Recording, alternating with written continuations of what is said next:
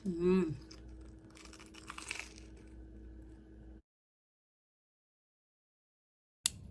Ito po mga tanim ko po itong thyme. Ito naman po ang rosemary.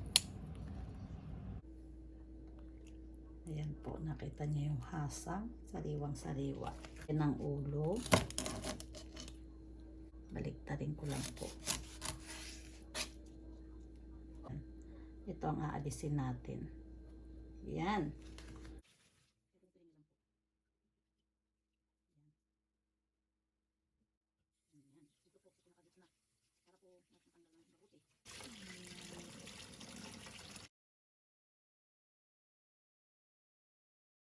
Ito po, ganito lang po ang pagtanggal natin.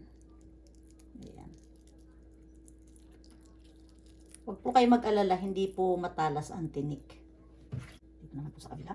Ganyan. Ayan po ang tinik niya. Ayan.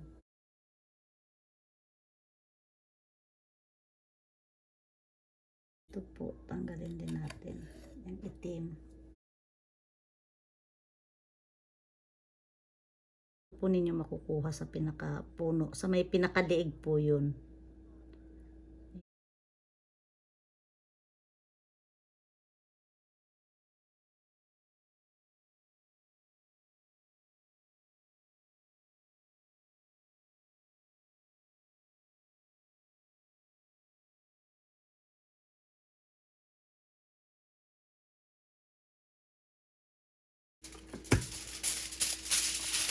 Ayan.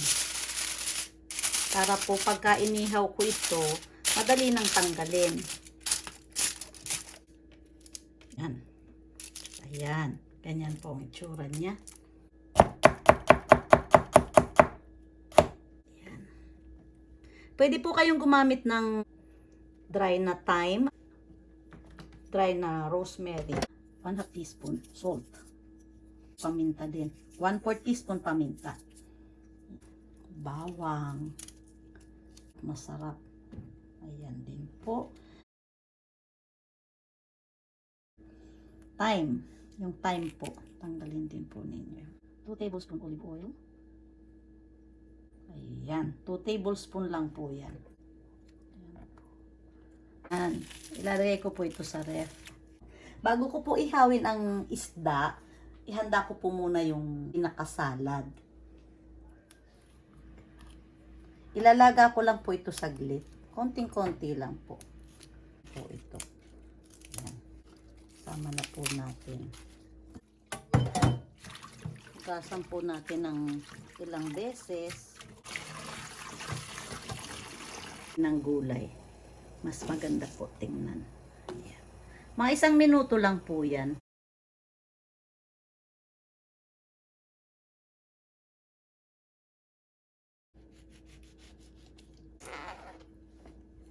Ito naman po kahit hindi nyo na po ganituhin.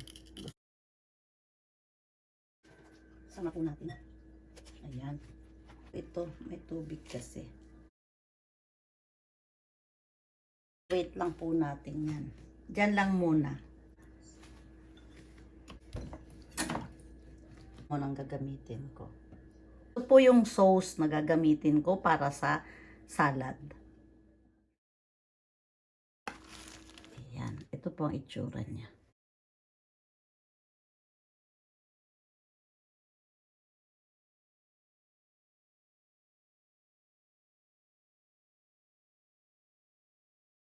Nagamit po tayo ng mustard. Ayan. 1 teaspoon po ng mustard. 1 teaspoon lang po. 1 tablespoon olive oil. Ayan po natin.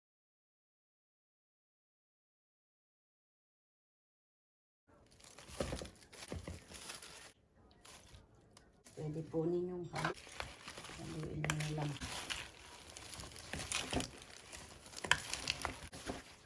Ayan. Ito po, kunin ko na po yung isda. Palamigin ko lang po saglit. Pwede nyo po itong ihawin sa uling. Ayan. Ito po.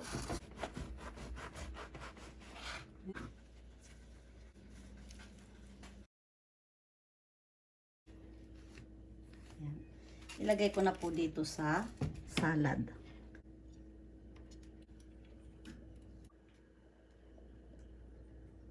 Yan. Ito naman po ang ating tinapay. Mm.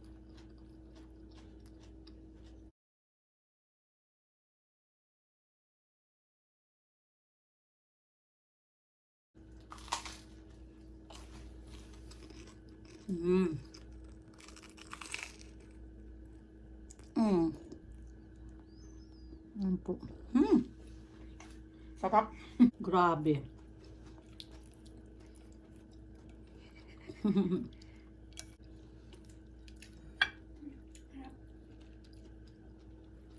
Ang sarap po.